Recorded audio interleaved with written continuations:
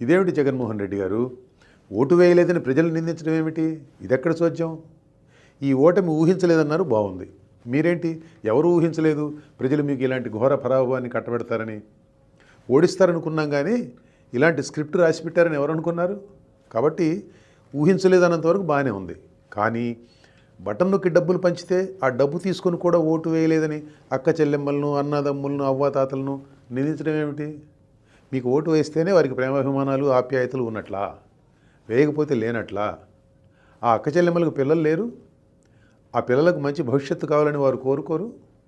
ఆ అవ్వాతాతలకు కొడుకులు, కూతుళ్ళు లేరు? వారికి భద్రమైన జీవితం ఉండాలనే ఆ అవ్వాతాతలు కోరుకోరు? మీరు బటన్ నొక్కితే ఖాతాల్లో డబ్బులు పడ్డాయి, నిజమే.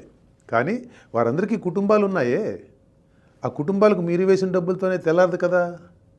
మీరు పెంచిన విద్యుత్ ఛార్జీలు కడుతున్నది వారు కాదు,